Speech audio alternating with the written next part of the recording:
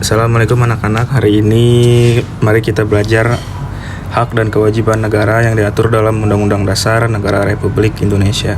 Oke, di sini adapun tujuan pembelajarannya, peserta didik mampu menganalisis hak dan kewajiban warga negara yang diatur dalam Undang-Undang Dasar Negara Republik Indonesia tahun 1945. Hak dan kewajiban warga negara Indonesia dengan Undang-Undang 1945.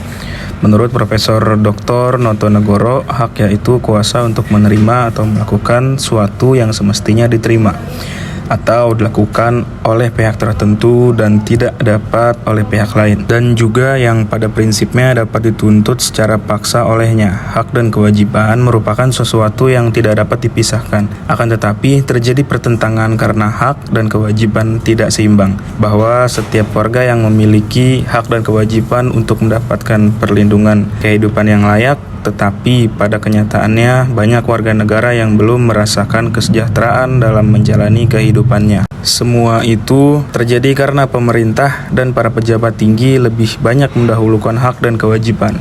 Padahal menjadi seorang pejabat itu tidak cukup hanya memiliki pangkat, akan tetapi mereka berkewajiban untuk memikirkan diri sendiri. Jika keadaan seperti ini, maka tidak ada keseimbangan antara hak dan kewajiban. Jika keseimbangan itu tidak ada, akan terjadi kesenjangan sosial yang berkepanjangan. Untuk mencapai keseimbangan antara hak dan kewajiban, yaitu dengan cara mengetahui posisi dari diri kita sendiri. Nah, sebagai seorang warga negara harus tahu hak dan kewajibannya.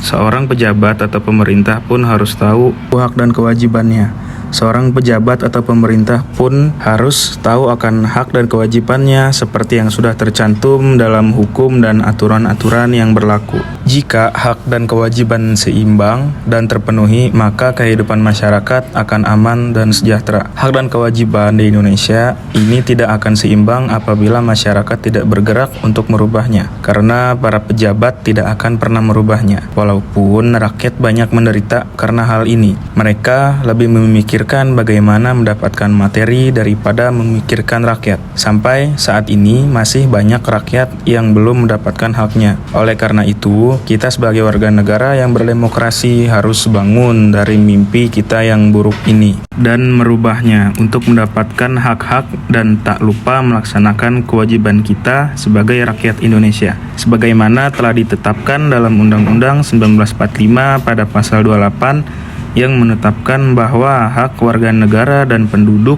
untuk berserikat dan berkumpul, mengeluarkan pikiran dengan lisan maupun tulisan, dan sebagainya.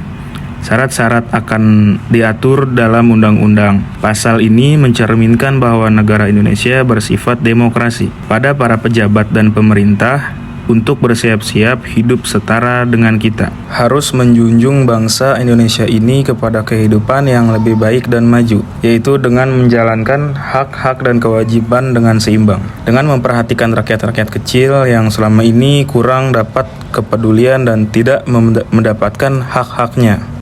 Di sini ada hak dan kewajiban warga negara. Yang pertama, wujud hubungan warga negara dengan negara, pada umumnya berupa peran.